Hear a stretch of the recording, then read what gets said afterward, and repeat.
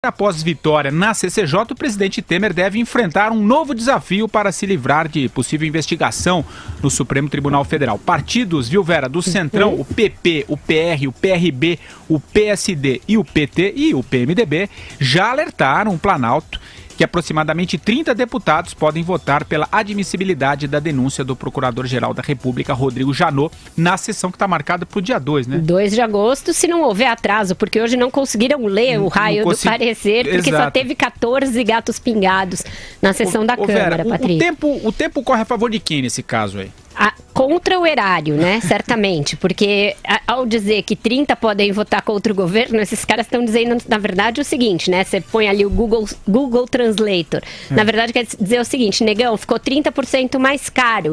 CCJ é um preço, plenário é outro, não tem desconto, não tem parcelamento, tem que pagar à vista e a gente ainda não aceita cheque, tá? Pré-datado. É mais ou menos esse o recado real que os deputados estão dando para o presidente. E ele entendeu o recado, vai ficar fazendo essa romaria de receber deputados, se é que alguém vai aparecer em Brasília em pleno recesso. E aí a gente vai ver uma fatura ainda mais cara para arquivar essa denúncia no plenário. Quando eles conseguirem quórum, né? Porque precisa de 342 deputados só para abrir a sessão que vai votar o parecer.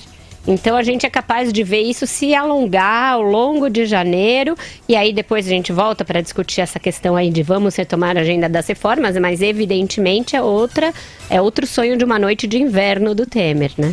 E novas denúncias podem vir por aí, né, Carlos Andreasa? Não, pode contar com isso, né? A Vera está certa. E por que esses deputados, esses 30 aí mapeados, possíveis traidores, não aceitam pré-datado? Tem que ser à vista, porque o governo, afinal de contas, pode cair a qualquer momento. Pré-datado não é uma boa, esse pessoal quer, né, à vista. Considerando o fato, querem à vista, porque novas denúncias virão. A gente vai falar sobre o Janot, né? Ele diz que não tem pressa, mas tem.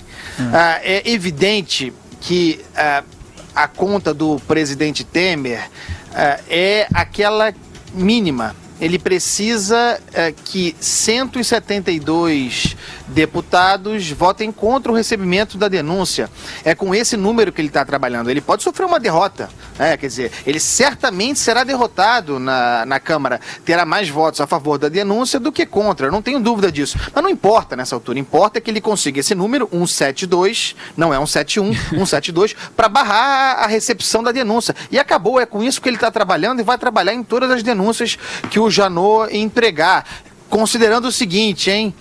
A Vera falou que hoje é 17/7/2017, também tem um dado importante. Daqui a exatos 2 meses o Janot passa o cargo para Raquel Dodge.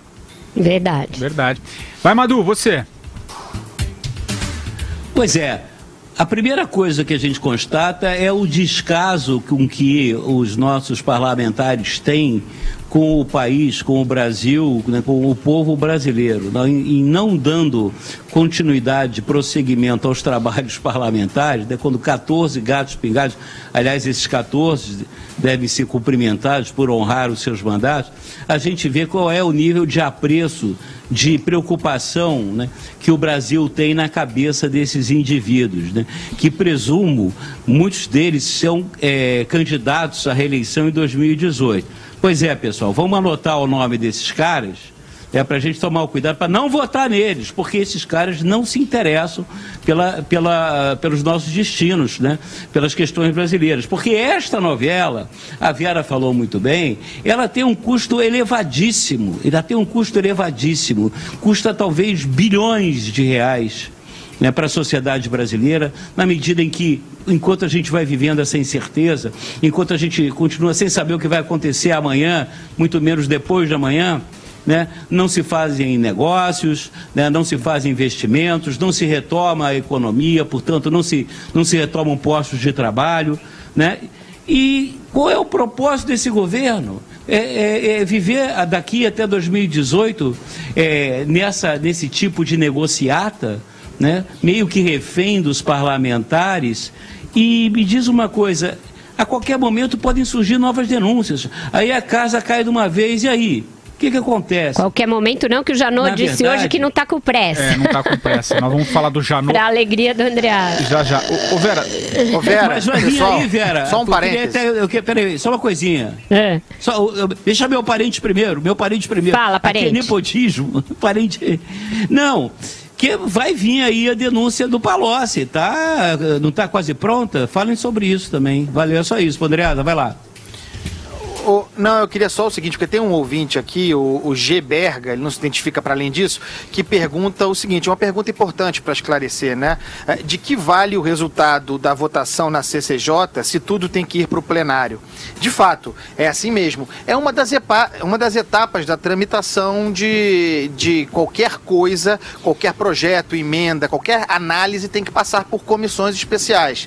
A CCJ tem um peso político imenso, é a maior comissão da Câmara e aquela, como o nome diz, Constituição e Justiça, que precisa, que chancela com base nos parâmetros legais. Está aí a Constituição no nome da comissão. A decisão que ocorre ali tem um peso muito grande para o plenário, mas é um peso meramente político, né, Vera? Tem algumas questões que são terminativas na CCJ, que é uma linguagem horrorosa, mas que é assim, você vota na CCJ e aí já está valendo. Mas são poucas e de menor importância. E outras em que a CCJ pode fazer um juízo de admissibilidade e julgar que uma proposta é inconstitucional, então aí barra lá. Tem esses casos em que ela tem uma relevância um pouco maior. Nesse caso, o julgamento da CCJ não é nem deliberativo, ele é só indicativo, mesmo assim vai ao plenário, tá? E só essa questão para a gente passar exatamente da estratégia do governo, Vera, e tem depois do recesso parlamentar, não sei se você vê assim também, os deputados voltando a Brasília, eles vão ter uma medida mais ou menos do que as suas bases eleitorais pensam sobre o assunto. Você não vê assim também, não? Vejo. Saiu uma pesquisa, agora eu não lembro se foi do Poder 360, do Paraná Pesquisas, no fim de semana, dizendo que, na verdade, isso deve afetar pouco as eleições desses deputados, né?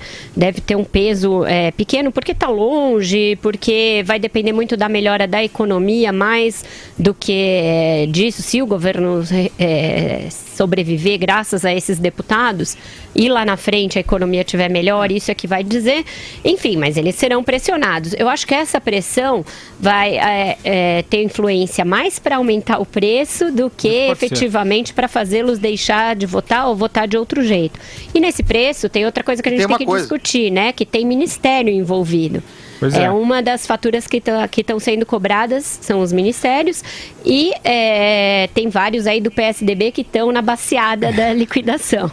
Você quer falar alguma coisa, Andreas? Depois Patrick, vamos falar um pouquinho dessa estratégia do governo, que o Congresso entrando em férias, né? O governo usando essas reformas para tentar dar um up no seu governo. Queria falar sobre a coisa das bases, né? Porque a gente fala tanto disso, o deputado, o senador volta para sua base. Isso não é exatamente verdade, entendeu? O sujeito entra de recesso e bota o pé na estrada, a não ser que a base deles fique em Miami, na Europa.